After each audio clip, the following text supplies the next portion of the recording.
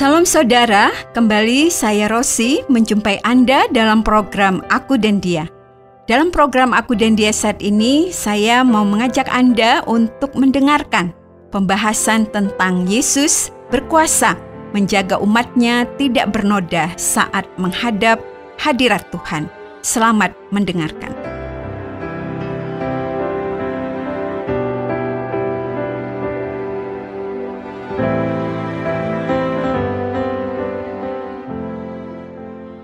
Setelah melakukan video call dengan keponakanku yang tinggal di Jakarta, aku menjadi teringat dengan apa yang pernah aku jalani juga belasan tahun yang lalu.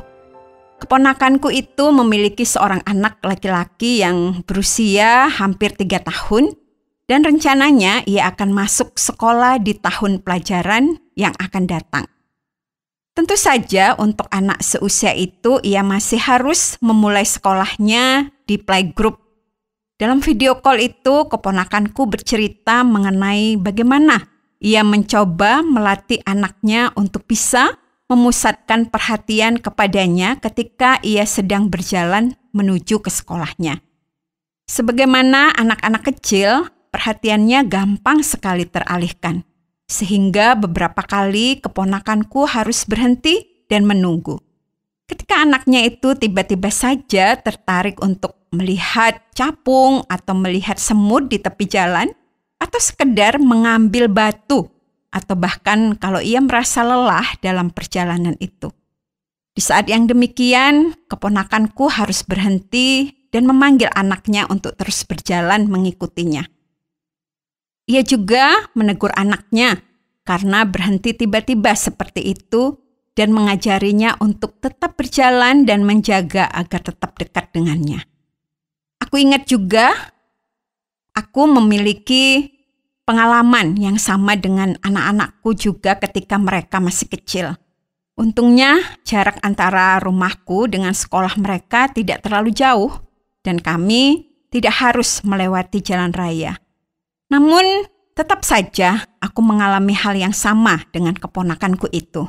Harus berhenti menunggu anakku kalau ia mulai teralihkan perhatiannya atau kalau ia kelelahan. Aku ingin agar ia selalu fokus dan memperhatikan aku dalam perjalanan itu dan tidak menyimpang kemana-mana. Namun tidak selalu demikian yang terjadi.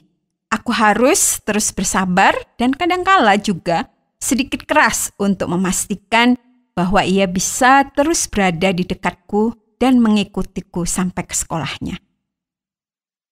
Aku membayangkan bahwa Yesus, Tuhan dan sahabat terbaikku itu juga melakukan hal yang sama kepadaku. Ia berulang kali mengatakan bahwa orang-orang yang mengasihinya haruslah mengikuti dia. Aku melihat ketika ia memanggil Petrus dan Andreas untuk menjadi muridnya, itu yang dikatakannya. Di dalam Matius 19, Yesus berkata kepada mereka, "Mari ikutlah aku, dan kamu akan kujadikan penjala manusia." Lalu, ketika Yesus memanggil Matius untuk melayaninya, ia juga mengatakan hal yang sama. Matius 9 ayat 9 mengatakan, setelah Yesus pergi dari situ, ia melihat seorang yang bernama Matius duduk di rumah cukai, lalu ia berkata kepadanya, "Ikutlah aku." Maka berdirilah Matius lalu mengikut dia. Demikian juga aku melihat hal yang sama ketika ia memanggil semua orang lain yang mau melayaninya. Ia mengatakan dengan jelas di dalam Yohanes 12 ayat 26, "Barang siapa melayani aku, ia harus mengikut aku. Dan di mana aku berada, di situ pun pelayanku akan berada." Aku melihat dari banyaknya penjelasan di dalam Alkitab ini bahwa mengikut Yesus merupakan bagian yang sangat penting dalam hubunganku dengannya. Ia ingin bahwa aku bukan hanya mendengarkan pengajarannya, tetapi aku mengikuti dia. Ia menghendaki agar aku bukan hanya menikmati segala kebaikan yang dilakukannya kepadaku, tetapi agar aku mengikuti dia. Ia mau agar aku tidak hanya melihatnya dari jauh, dan mengagumi semua yang dilakukannya bagiku, tetapi agar aku mengikuti Dia. Namun, aku membayangkan bahwa tidak selalu bisa mengikuti Dia dan memperhatikan langkahnya. Seperti seorang anak yang mengikuti orang tuanya, aku juga sering mendapati diriku sedang asik dan teralihkan perhatianku darinya.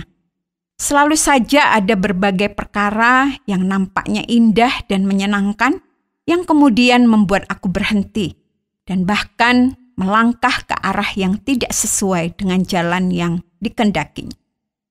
Aku sangat berterima kasih bahwa Yesus, Tuhan dan sahabatku, sangat memahami keberadaanku dengan segala kelemahanku. Ia memerintahkan agar aku mengikut Dia, tetapi Ia tidak membiarkan aku berjalan sendiri. Aku bagaikan seorang anak kecil yang sedang belajar untuk melakukan perjalanan kehidupan. Aku tahu bahwa langkahku tidak mungkin bisa mengimbangi langkahnya.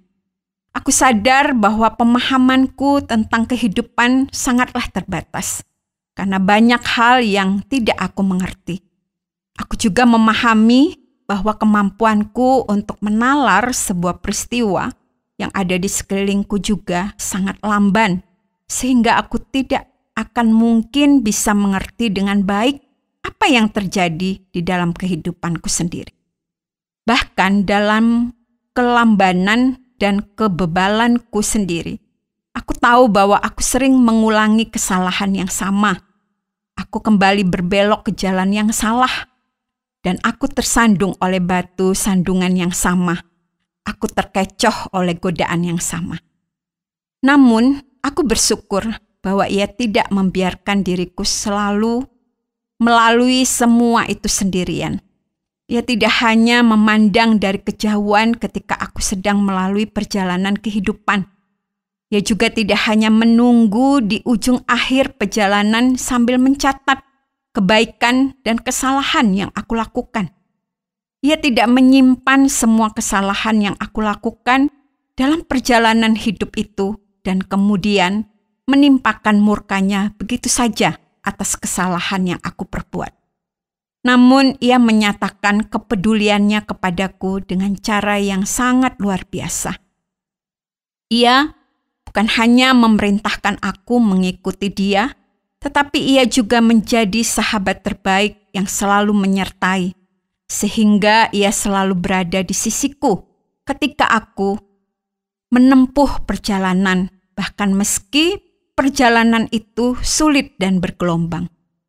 Ia juga selalu menjadi guru agung yang mengajarkan kepadaku bagaimana melalui perjalanan hidupku, sehingga aku selalu bisa mendengar pengajarannya ketika aku harus melalui pengalaman-pengalaman yang membingungkan dan bahkan menakutkan bagiku. Ia juga menjadi gembala yang baik bagiku sehingga aku tidak tersesat. Ia tidak meninggalkanku begitu saja, namun Ia datang untuk mencari dan menyelamatkanku. Ia juga menjadi tabib yang ajaib sehingga ketika aku tersandung, kelelahan dan terluka dalam perjalanan kehidupan, Ia siap untuk mengobatiku dan menyembuhkanku. Aku bisa melihat dengan jelas hal itu dinyatakannya dalam kebersamaannya dengan para murid dan orang-orang yang mengikuti Dia. Berulang kali para murid melakukan berbagai kesalahan karena kuatnya tantangan yang harus mereka hadapi. Bahkan beberapa murid juga menunjukkan kelemahan karena pribadi mereka sendiri yang memang belum sepenuhnya menjadi dewasa di dalam hubungan mereka dengan Kristus. Aku sadar bahwa mengikuti Dia bukanlah sesuatu yang mudah dan gampang. Dari pengalamanku sendiri, aku juga tahu bahwa mengikuti Dia tidak selalu membuat hidup menjadi selalu terasa indah dan menyenangkan. Namun aku tidak boleh berhenti mengikuti Dia. Aku tahu bahwa semakin lama Ia akan mengajarku dan menolongku untuk menjadi kuat dan semakin dimampukan untuk tetap bertahan walaupun ada tantangan atau godaan di sekitarku. Aku berharap bahwa dalam perjalanan hidupku bersama Dia, capung atau kupu-kupu yang indah sekalipun tidak akan mengalihkan perhatianku darinya. Aku juga rindu bahwa aku akan bisa tetap memandang kepadanya dan yakin akan pertolongannya. Sehingga bahkan gonggongan anjing atau suara-suara keras di sekitarku tidak akan menggentarkan hatiku. Namun sementara aku masih belum sampai kepada kedewasaan hubungan yang demikian, saat godaan kecil bisa membuat aku langsung berbelok dan tantangan kecil bisa membuat aku berhenti, aku masih harus terus mendisiplin diriku untuk terus menegaskan kepada diriku sendiri bahwa aku harus terus mengikut Dia sampai akhir perjalananku. Aku berjalan dan melangkah karena anugerah-Mu, segala kebaikan dalam hidupku.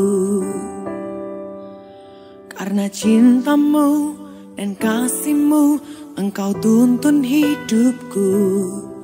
Rencana-Mu selalu indah bagiku. Tuhan, ini hidupku, inilah jiwaku, semua untuk-Mu. Tuhan, lihat hatiku, hanyalah untuk-Mu, hanyalah untuk-Mu.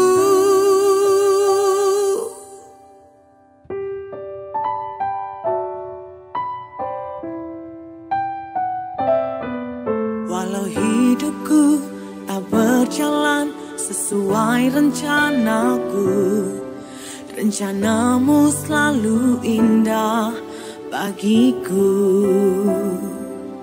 Karena cinta-Mu dan kasih-Mu, Engkau tuntun hidupku. Rencana-Mu selalu indah bagiku. Tuhan, ini hidupku, inilah jiwaku, semua untuk-Mu. Tuhan, lihat hatiku, hanyalah untuk-Mu, hanyalah untuk-Mu. Apapun yang terjadi dalam hidupku, semua hanyalah milik-Mu.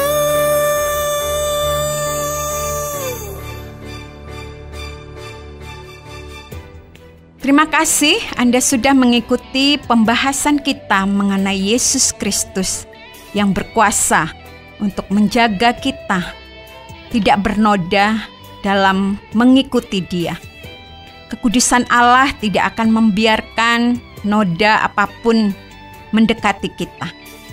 Sehingga kalau kita masih bernoda dan kita pun tidak akan diperbolehkan menghadap kepadanya. Kan tetapi kuasa Yesus membuat noda kita terhapus dan kuasanya membuat kita bisa menghadap Allah dengan penuh keberanian. Kalau Anda ingin memahami lebih banyak tentang bagaimana Yesus menjaga kita dan juga bagaimana pribadinya yang siap menolong dan memberkati hidup kita, kami akan menjelaskannya secara lebih lanjut untuk menolong Anda lebih mengenal Dia. Dan kalau Anda ingin kami doakan, Anda dapat menyampaikan pokok doa Anda kepada kami dan kami dengan senang hati dapat mendoakan Anda. Anda dapat menghubungi kami lewat SMS atau WhatsApp ke nomor 081 333 777 386. Sampai jumpa, Tuhan Yesus memberkati.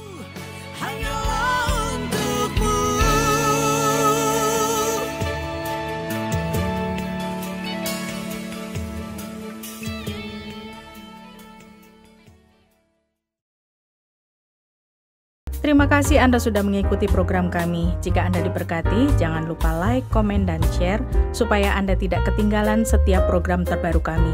Jangan lupa juga untuk subscribe channelnya dan nyalakan loncengnya. Jika Anda ingin mendukung pelayanan kami, bisa melalui rekening kami berikut ini, atau menghubungi kami di sini.